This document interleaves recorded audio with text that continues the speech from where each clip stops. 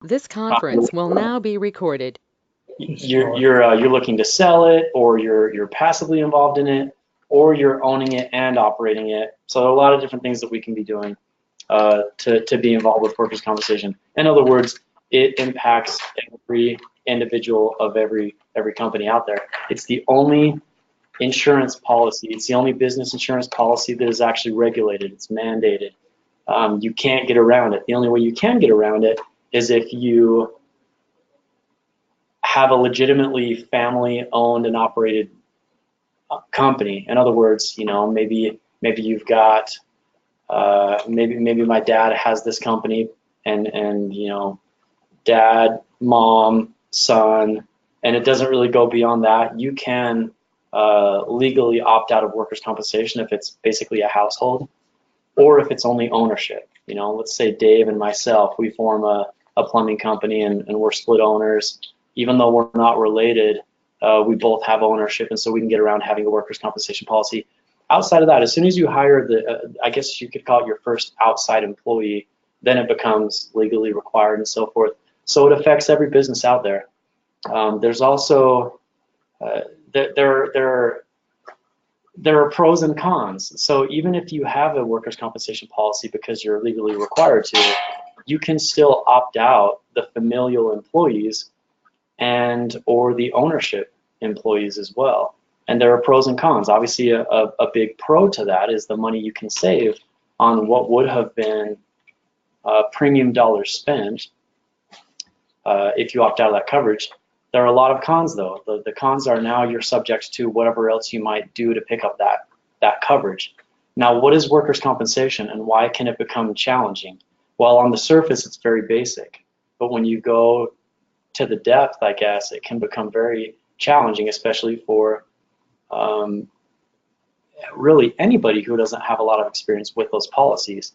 Anybody who's owned a business for a handful of years or more has hopefully had sufficient conversations with their insurance broker to know at least some of the ins and outs of this policy and what they can do to lower their premium. If you haven't, you certainly need to be having those conversations, because it's not just some sort of an automated policy where you see how many employees you might have, you look at the payrolls. I mean, it's not as automated on that level. It starts with knowing what are called the class codes of your employees. So what are they doing on a general level? Are they out in the field? Are they half out in the field, half in the office?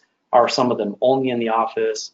And you all know your companies well. You know kind of the mix of how many are out in the field, how many are in the office, and anything in between. So you might have multiple class codes on a workers' compensation policy, which simply means that you have, under our business entity name, we have multiple roles being fulfilled, not just plumbing and HVAC. And every class code has its respective rate that it's assessed based on how much payroll is collectively aggregated on that class code. So, using plumbers, for example, you've got a plumbing class code, and then you've got an associated rate, which we will see later on in this presentation. And there are ways that rate that's tied to the payroll can go up or down. And again, if you've overseen, if you've been responsible for a workers' compensation policy, and I don't even want to arbitrarily say for any number of years, but if that's your role, make sure you understand it, and make sure that your insurance broker, if you've kind of designated him or her as that expert to relay that information and educate you on that matter, make sure they're doing so. So yeah, jumping into this, I'll start the presentation now, and but yeah, huge thanks to UPHCA for having us and for those in attendance. I hope that you find value in these opportunities, whether they're educational like this, or the conference that we just came off of in St. George, or any number of ways that you can rub shoulders with each other, along with preferred service providers, I guess you could call us, to learn and grow together. All right, so here we are. Now, I've labeled this presentation Workers' Compensation Charting Your Course Through the Unknown. because I said as you dive down a little bit, this can become very complex, and it's not meant to be, it's not intended to be.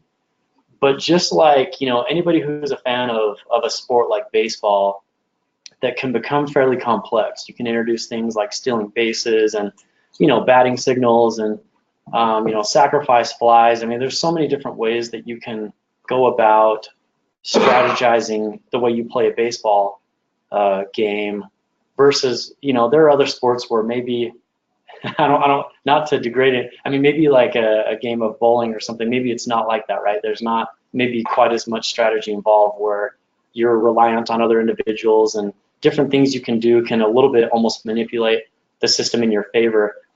In similar fashion, you've got a workers' compensation policy it's legislated, it's mandated, it's legally required. There's things you can do to work to your advantage, and if you don't know about them, there's things that you might be doing that are hurting you more than they should be.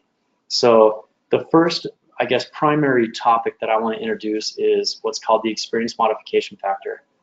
And this is, there's various acronyms, and this is labeled a lot of different things. EMOD is most common, but the EMOD, or the experience modification factor, is quite simply your business's propensity or likelihood of claims relative to your industry and your state. So now, what is workers' compensation? I guess taking the first step back, before this even became regulated and mandated, looking back decades and decades ago, it was really challenging. You would have, maybe some of our parents or grandparents might have experienced this, where if you haven't heard stories, if somebody gets injured on the factory line,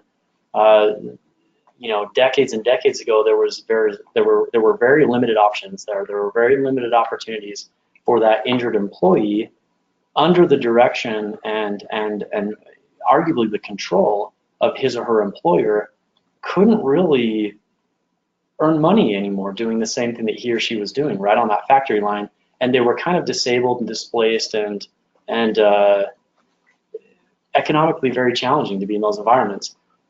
Fast forward decades and decades later, now we have these regulations in place to ensure that somebody who's under the direction and supervision of an employer, who's injured on the job or suffers a disease on the job, has means of collection from the employer, which is essentially through an insurance carrier now.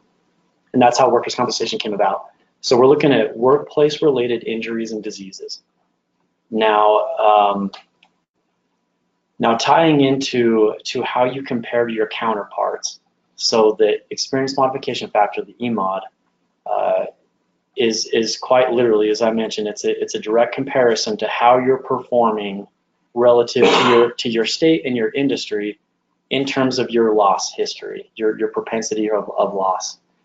Now this, you might think, it's not something I can control. If somebody's out in the field and gets injured, they're out in the field and they get injured. It is what it is. But there's a lot of ways that you not only can control and prevent that injury in the first place, but after it occurs, there are a lot of things you can do that will positively or negatively affect your experience modification, which ultimately, the reason why this is such an important aspect is because it pretty powerfully dictates what you're going to pay for your workers' compensation, what your annual premium is. So if you are above average relative to your industry and to your state, you're going to receive a discount, essentially a credit. If you're below average, you're going to be experiencing some level of a surcharge. And then if you're right at the average year, you're going to pay exactly what you should be on your workers' compensation policy. So that's essentially what it is. And any questions, jump in, post comments. I don't know if we can actually see the comments or just talk, and I'll answer them as we go. Here's an example of, just really basic example of a plumbing company with, we're using $1 million of payroll. So they've been around for a while. They've got a lot of employees. So I mentioned previously, you've got a class code on every workers' compensation policy. You have a class code which associates to what work is being performed. So next to it, you see plumbing. So 5183, that's the plumbing class code for workers' compensation. It's different from general liability class codes and so forth. So this isn't meant to confuse and You know, if you're used to seeing different numbers, it's probably from a different policy. So you've got the class code, the basic description of what that code entails. You got the associated payroll relative to the company. So this is a company's workers' compensation policy. And then you've got the rate that's being assessed, or some level of a multiplier that's being assessed per $100 of aggregate payroll, which ultimately yields the premium you'll pay. So how the experience modification factor can become so important is, you know, obviously as the payroll increases, that multiplier has an increased effect on your annual premium. And in similar fashion, as the EMOD increases or decreases, that again has a proportionate, you know, increase or decrease on the overall annual premium, because it's part of the multiplier, it's part of the equation, if you will. So I gave an example where you've got essentially company A, they're exactly 20% above average, sorry, they're 20% worse than average is the better term to use, because you don't want to be above 1. That's meaning that you're 20% higher than the expected loss history that you actually do have. So if you're 1, you're right at the industry norm. If you're 1.2, you're 20% above where you should be. You're 20% higher. And then on company B, we've got 0.8, meaning they're 20% below where they should be favorably. They're 20% lower in terms of loss amounts than where they should be. And total on a $1 million payroll company with a $5 plumbing rate, if you guys don't, you know, pull up your workers' compensation policies right now if you have them, if they're accessible, and you can kind of play this out with your own policy. Not every company has an EMOD. It's subject to certain minimum levels of payroll and so forth, but most do. Most companies, especially those that have, you know, a few plumbers or more, will have an EMOD. So that's essentially how it can play out right there. Now, how, you know, what is this EMOD? Who is behind it? What are they doing? How are they figuring it all out? So it has to be an independent third party. It's a rating bureau called the NCCI, and they've been around for a really long time. They know exactly what they're doing. They aggregate all the data on a statewide basis, on an industry-wide basis. So they dial it in and figure out, in Utah, for plumbing companies, what are the expected losses based on your particular payroll projection? Because that's what workers' compensation is based on. You give an annual projected payroll amount, and then NCCI comes in and says, okay, for the $1 million or for the $400,000 that you've projected for your plumbing class code, here's what the expected losses are. Here's what your last 3 years worth of losses are. Therefore, you know, we just showed you're 20% above or you're 20% below that number, and we're going to give you either a surcharge or a discount accordingly. And they do that per class code.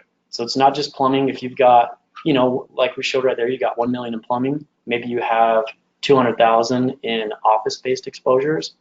You know, maybe you've got a small marketing team, or even the business owner, him or herself. They're kind of behind the scenes. They're not out in the field. So you might have other class codes with their respective amounts. And then on an aggregate, you get the aggregate EMOD. So I know that might sound complicated, but really it's just how do you compare to your peers in your state and so forth. And we kind of walked through how it's calculated. Now, what I want to emphasize is, so we talked about EMOD on a pretty good amount. Within the EMOD, there are a few terms and categories I want to classify and emphasize.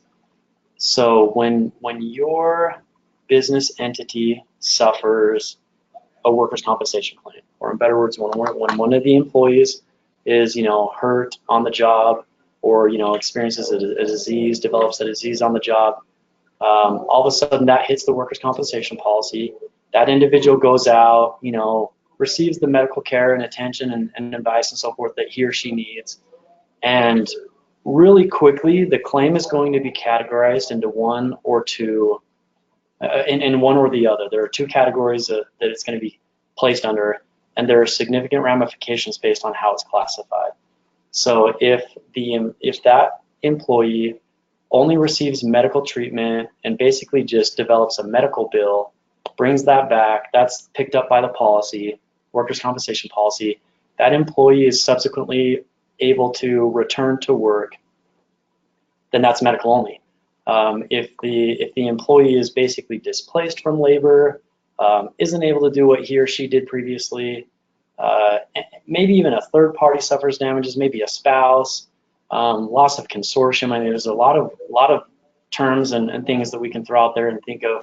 Well, if that person's affected and they're the employee, maybe they have to be kind of lugged and hauled around by somebody else. Well, now that's a loss of consortium, and all of a sudden you've got third parties experiencing damages.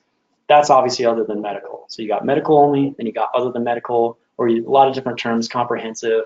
But basically, we'll just say medical or other than medical. So for an employee, great, they're following medical advice, they're doing what the doctor says. For a business owner, anyone with ownership in the business, these are very important terms. And if you're in charge of your workers' compensation policy, make sure you understand these. Make sure you understand these two categories. And if your insurance broker hasn't explained these to you, hopefully it's because you haven't really experienced losses, at least on that magnitude. But it's only a matter of time that maybe you will. And so make sure you understand them and you're comfortable with the level of understanding that you, whether it's through and with your insurance broker or not, the level of understanding you have on these so that you can hopefully more effectively guide these claims as they come. To dive a little bit deeper into these, I want to help us understand really kind of the magnitude that I've at least introduced at this point of the medical only versus the other than medical.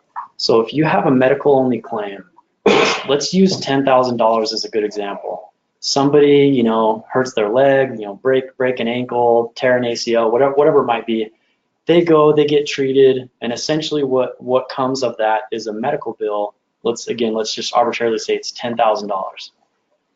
If we can find a way, and it's not even that we're gaming the system, there's nothing unethical, there's nothing even undue or unreasonable that we might do in helping that employee return to work right away. We want to make sure that we're managing our risks and that we're managing our strategies and our finances effectively. If we can find a way to help that employee who suffered that injury return to work, even if it's in a modified fashion, we can keep this at a medical only basis. The benefit of doing that is the loss is reduced by 70%. So again, using our $10,000 example, our policy will only count $3,000 worth of that claim. The good part of that is, I guess in other words, the reason why you don't want your claims to add up is you're charged additional premium, especially upon renewal, when your losses are higher than they should be. We talked about EMOD already. Your EMOD is going to get hit, right? Your EMOD is going to suffer damages. And let's call it a 1. We were right at the median. We were a 1. Now maybe we're a 1.1 or 1.25, whatever we end up being. That's going to multiply in an adverse way our premium. But also it's going to show on our loss history for underwriting purposes. So there's premium purposes and there's underwriting purposes. So now if we start to build up these losses, underwriters and insurance carriers are going to look at these and make sure that we're doing it the right way. So running back to our medical only loss, 10,000 becomes 3,000 on the policy. That's going to have a significantly less impact in favorable terms. It's going to be more favorable, less impactful on the EMOD. It's going to look better with underwriting when we renew the policy.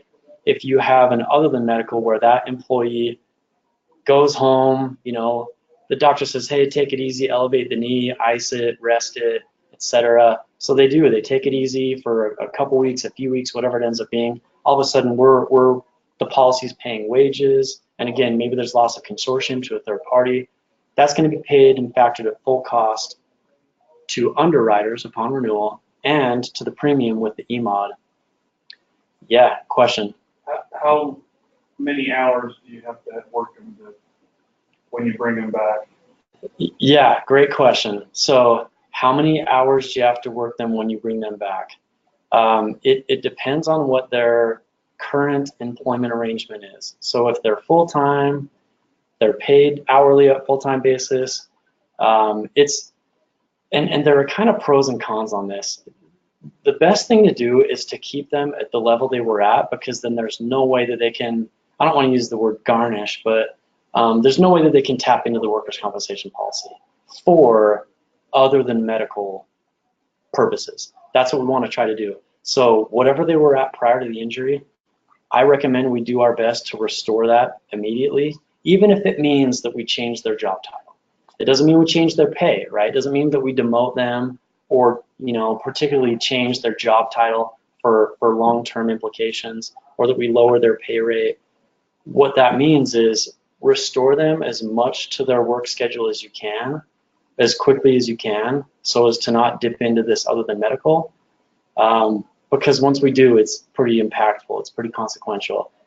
So how do we get someone who is on the front lines plumbing, who can't do that, to still stay with us and not tap into the other than medical, especially if it's temporary? Well, I would recommend having them do whatever it is that's been nagging you as the business owner, especially, or whatever their supervisor needs help with, or, you know, whatever, almost put them in kind of this designated hitter role of almost like a movable intern of, you know, I mean, it could be something as basic as call prior clients and see if there's anything, you know, how did we do? Anything else we can help you with? Prospects that we didn't actually close on. Hey, you know, who did you go with and why? I don't. There's so many different things you can do. Put them in an organizational role. Put them in a safety training role. Help you better prevent the same injury in the future. Help them work on the safety manual, the employee handbook. Let them help with hiring and recruiting, anything like that. Does that help? If they're averaging 55, 60 hours a week, and you keep them at 14, you say 40 hours, that's our commitment. Sure. I mean, if they're because they're only getting a certain percentage with the workers' comp. yeah. So if they're being paid hourly, and is it hourly or is it? So that's challenging because that's like full-time plus. You know, I would probably, you know, talk with your insurance broker on the side about something like that and just say, hey, I've got a situation where I've got someone who's, you know, Never answer me. who they're, oh yeah, is it Justin? They're consistently more than 40 hours, and here's what their expected compensation is. That, you know, they're expected that they're going to work more than 40 hours and earn more than 40 hours of payroll. You may have to kind of true it up a little bit to match that. The workers' comp, they get paid 60% of what they would. Yeah, workers' comp is less. And honestly, you know, Dave, you make a good point. There's a strategy involved. There's a lot of strategies you can involve where it's like, hey, you can either do this or that, and it's almost like, yeah, I think I'll do the modified work schedule, even if you require me to do 40 instead of 60, 65 hours, because my other option is Because that 60% is not based on overtime. It's based on 40-hour work. right, it's based on So, full-time, yep. You know, even if you just paid them 40 hours, they're still coming out ahead in 60%. Yeah, and it's hard because, like, you know, we'll coach business owners on this, and it's almost like they feel bad sometimes, or they feel guilty, and they almost feel like they're unethically manipulating the system, or there's so many things that you can feel as a business owner. You want to make sure that employee is taken care of, and then a lot of times you almost just think, throw in the towel, just let them do what they need to do, and then they'll come back whenever they come, you know, and it's like we just hope they come back and they're fully recovered and they're ready to roll.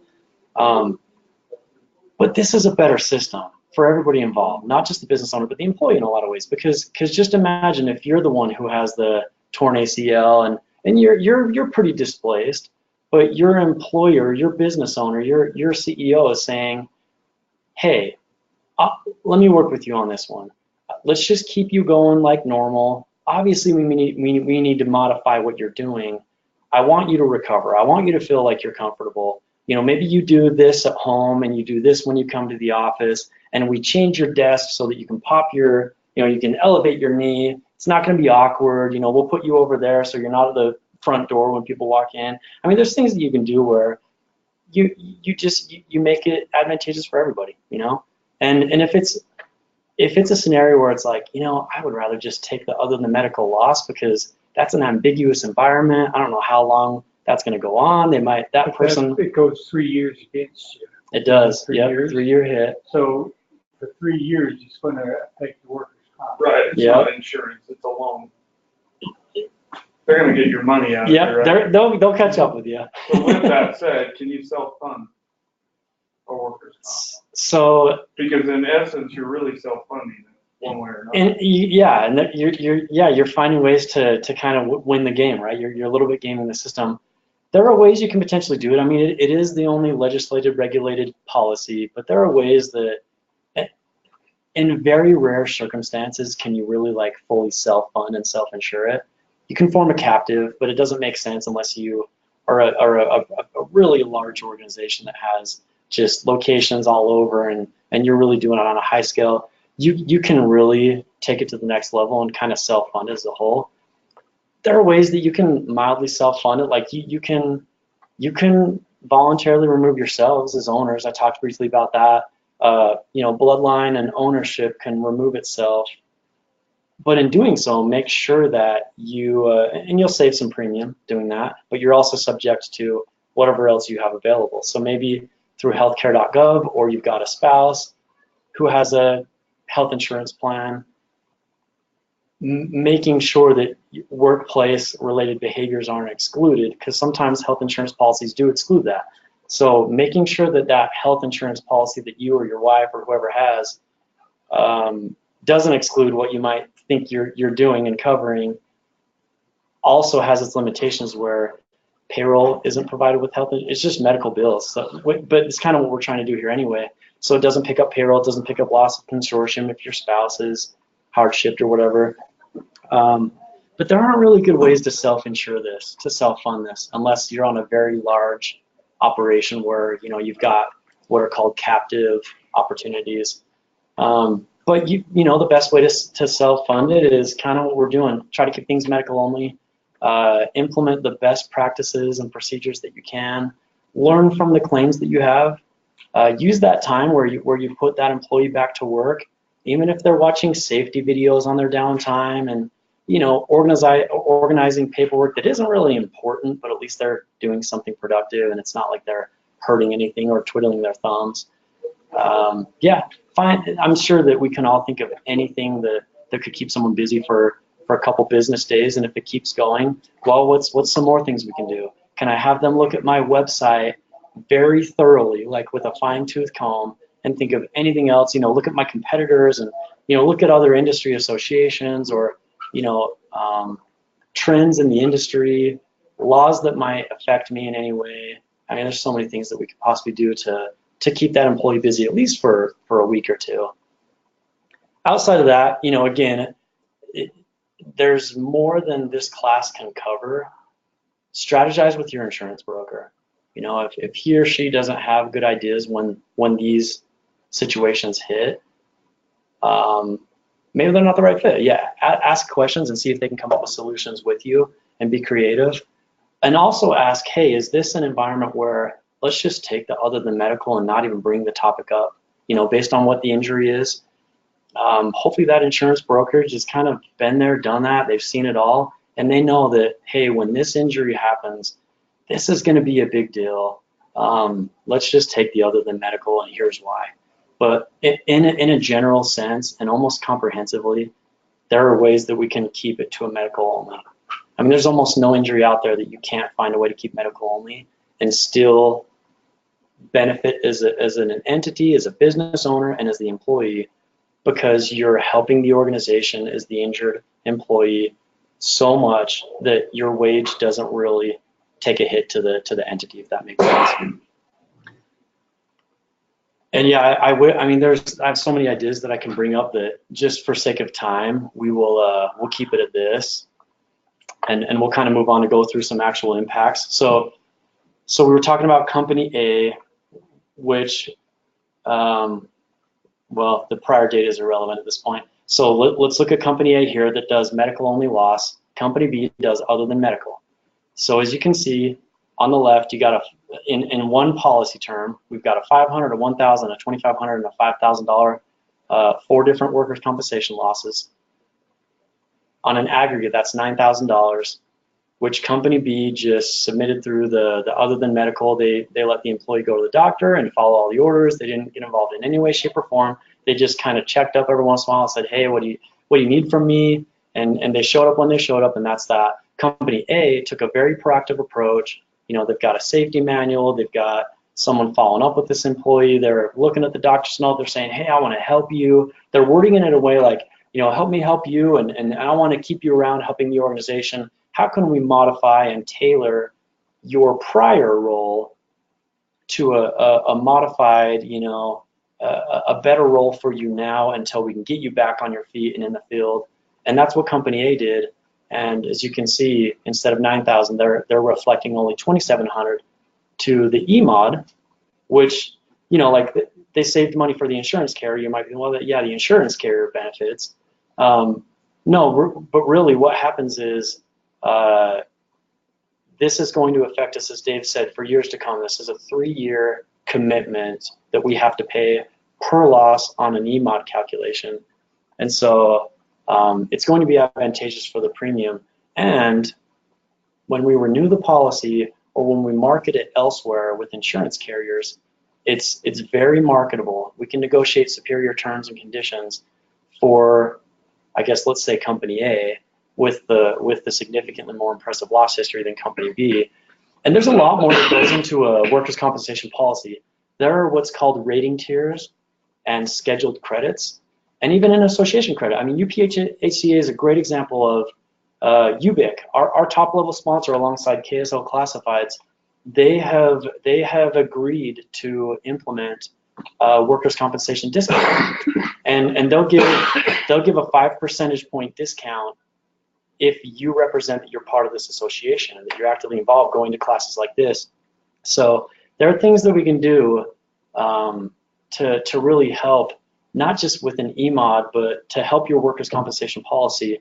So be creative. Talk to your insurance broker and make sure that he or she is aware of these and that they're also aware of what you're doing for best practices. You know, if they don't show up at your site and see what's going on there, they probably should. If it's run out of a home, no big deal. You can still convey what your safety environment is like, even if you work out of your basement or basically from your van. You know, you can portray, you know, hiring and training practices pretty well, and that needs to be conveyed to the insurance brokerage, and that needs to be conveyed ultimately to the insurance carrier to negotiate the best terms and conditions that you can get. But EMOD is certainly a very impactful way. All things aside, that's almost going to be like what's on the scoreboard for negotiation purposes and so forth. The other thing with EMOD, correct me if I'm wrong, is that some general contractors, some owners, government, they like to see lower EMODs, and so you can win contracts. You're absolutely right. In fact, you're exactly right. An EMOD can literally be almost like the X factor in winning certain contracts. And you know, Dave has background in that area, and a lot of our clients do. Buckner, you know, we've been around for over 8 years. We got our start in the commercial construction industry, commercial development and construction. And Dave is exactly right. These GCs out there that you guys all work with as well, a lot of what they do revolves around some of these EMODs. If these are high-level projects especially, they get very detailed. And they want to make sure that this Class A property has, you know, so to say, Class A subcontractors, and everything's Class A. So they'll get nitty-gritty, and you can literally win or lose a contract with the EMOD being some level of factor in that. Absolutely. And yeah, we see that all the time, things like that, insurance requirements and bid requirements and so forth. So yeah, absolutely. I also want to emphasize one other aspect of, and literally time won't allow me to go into all the detail, and you guys would never want to know this, so so we'll keep it surfacey on this, but there's what's called a split point with EMOD. When a claim surpasses $17,000 in damages, I guess you could say in cost and expense, it's no longer considered on the same level that the first $17,000 are in any way. I mean, it's really like, it's treated almost like totally separately, like, let's disregard the $17,001 on, and let's focus on how many claims were $17,000 and less, and how much that adds up to per year, up to 3 years. So what I want to kind of, ingrain in your minds at this point is just, other than what I've covered so far, when you look at your loss history, and honestly, if you have, if your workers' compensation policy is maybe what, $25,000 annually in premium, that's a significant premium. That's a big deal to your business. You business owners know that as much as anybody. Know this stuff, know this data, know how many losses you have in the last 3 years that are around 17, maybe 12,000 plus, I would say. Know what, or maybe even 10,000 plus. How many losses have you had in the last 3 to 5 years that are 10,000 plus? What happened? What can you learn from it? Did it go beyond 10, 15, even $17,000? And again, bring that one to your insurance broker and say, hey, I've got a loss here that is $17,000 plus.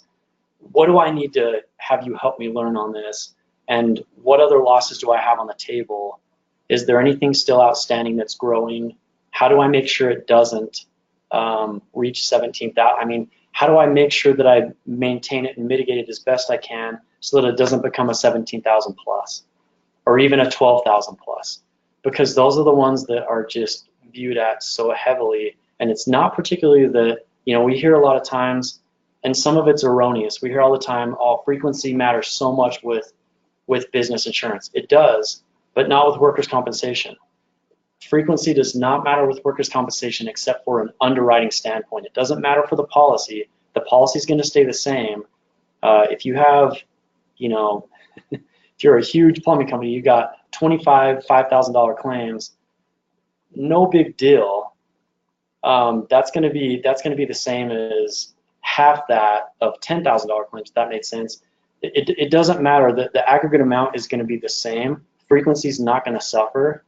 What suffers is, I guess better said, how do we manage those claims and how do we make sure a $5,000 claim doesn't become a $10,000 claim as best we can so that we don't start losing these underwriting privileges, start losing some of our discounts, and start maxing out the EMOD penalty when this hits $17,000. But when a claim does hit $17,000, as a business owner, I'm telling you, let it go. It's already done its damages. If 17 becomes 34, becomes 51, becomes 150,000, sleep at night. It already hit at $17,000. Worry more about the $5,000 ones that could become 17,000, if that makes sense. And again, I wish I could go into more details on that, but I guess point being, when it hits 17,000, just rest easy. It's already done its damages. Focus on the ones that are maybe 10,000 and less, 12,000 and less. Make sure those don't keep going up. That's where your focus should be. The thing that I noticed when I look at that each year to renew workers' comp is that sometimes the broker and the insurance agent did not know that the person is off of any medical anymore. That too, And yes. make sure you keep them updated. Communicate. That way, when you go to the renewal period, you can drop those people off. Yep. Communicate. You're right. You want to close claims. You don't want open claims. You want closed claims, and you want them paid and signed off on, right? You want to know that $10,000 claim is done. So yeah, you're right. So communicate that, and honestly, ask what the insurance broker is doing to help you close that claim. I mean, that's a fair question. Our brokerage has a claims management team dedicated to it. Not many brokerages do, hardly any do. So that the broker can literally put it on the claims management team. They're the experts. They accelerate it, they expedite it, they close it. Most of the time, it's just the broker, him or herself, negotiating with the insurance carrier, doing his or her best. I hate that. I'm glad we have a claims management team. So yeah, make sure they're helping out. This is an NCCI report. If almost in similar fashion, I asked, how many might have a $25,000 plus workers' compensation policy. If you do, and it's been that way for a handful of years, and you've more than experienced your handful of claims and so forth, take a look at this with your insurance broker. Just ask them for it. and have them walk you through what it's all about. And again, ask what you should know from it. You know, you always want to be learning as a business owner, obviously, and this is worth your time eventually if you're kind of that level, or even less. It's no big deal, especially if you're suffering losses, and especially if your EMOD is poor. Pull this up, take a look at it, and have the broker explain why your EMOD is higher than 1. You know, why is my EMOD higher than 1? It's been like that for like, as far as I can remember, what's going on. Pull this, have them walk you through it, and strategize on ways that you could better have handled those claims. Unless they're all medical only. If they're all medical only, then maybe focus on the safety manual and hiring practices and the environment and so forth. And then just, you know, in brief, I want to just take a couple minutes, walk through a few good ideas. So, you know, even as basic as just having, and we at Buckner, we can help you do this. If you're ever interested in any of these things, Dave can get you my contact info really easily if you don't have it through me. I'll reach out to the members as well, kind of periodically as a sponsor and a brand ambassador and a member and so forth. I'm honored to be included with you guys as an association.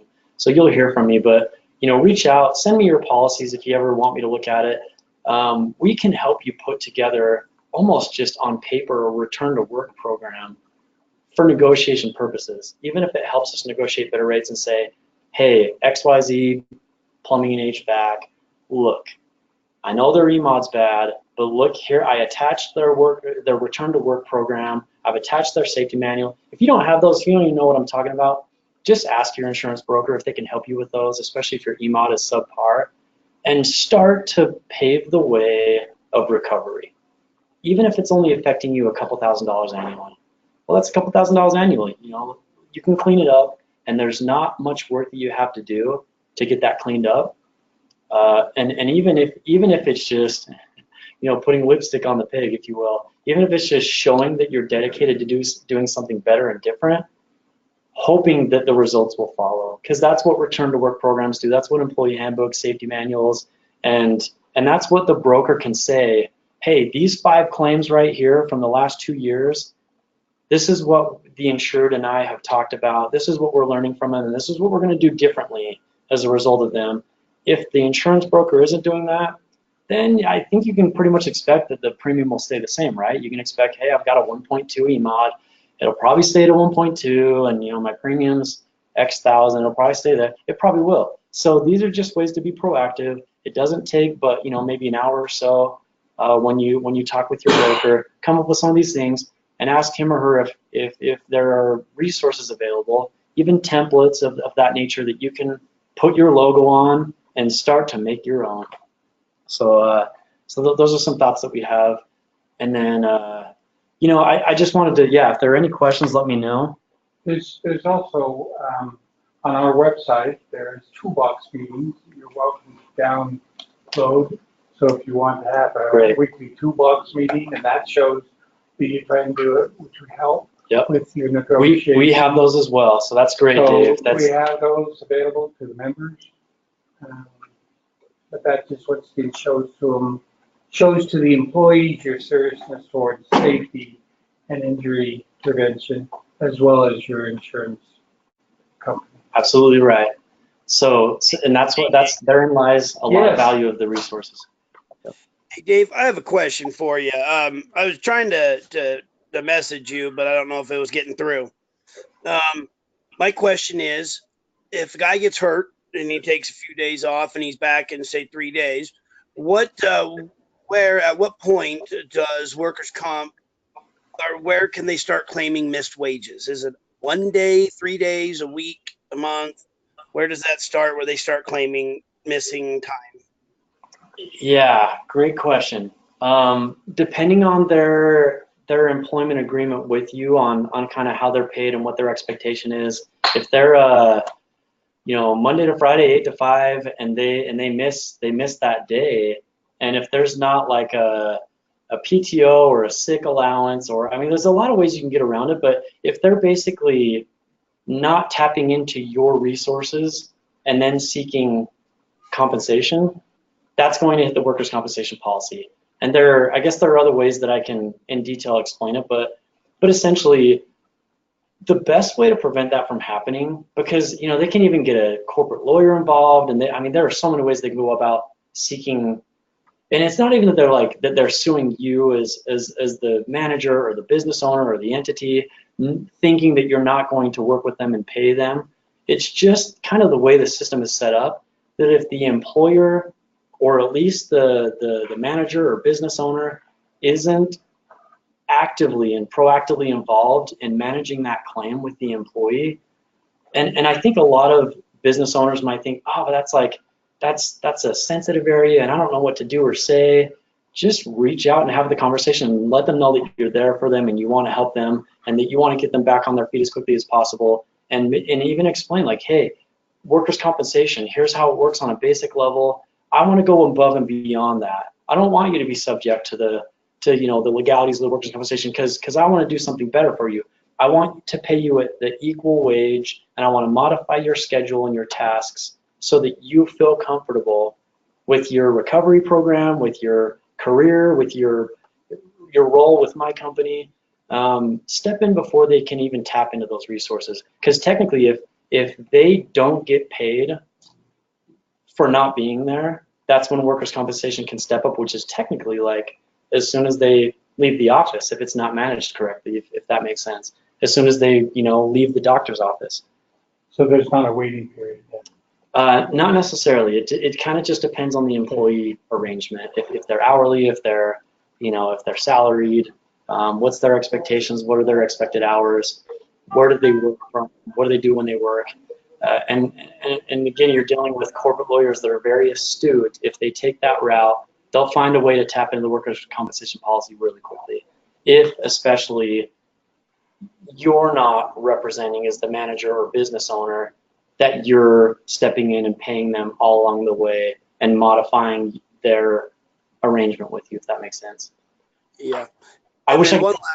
If I would love to get your information. I have a lot more questions for you. I'd love to get your information. I don't know if you could send it to me through the chat. That would be great. Yeah, I'll send it to you, Robbie. Hey, thank you, Dave. I appreciate it. And I wish I could spend more time even addressing. I just kind of have to broaden and simplify. But yes, please, I can chat with you more offline about it. And any other questions that anybody might have, whether they're similar or different, yeah, you'll have my info, and I'd be happy to help you all out. I will be calling you tomorrow. Thank you. Thank you. All right. Any further questions anybody have? Just a reminder that we do have a new website for those who just joined us after I talked to you at the start of the meeting. The new uphca.net has a lot of resources on there. This particular session will also be posted there in a couple of days, and I'll send out an email alerting you to all that, about that. The sessions down in St. George, most all of them were recorded, and they will be available in the next couple of weeks. We had a very successful conference there. And next month, we will have Doppel, will be both enforcement as well as licensing. Both will be in attendance and give us some understanding of their role and what they are looking for and so forth. So come with lots of questions. So thank you very much, Nate, for being here. My pleasure. And we'll see you another time. Thanks, guys.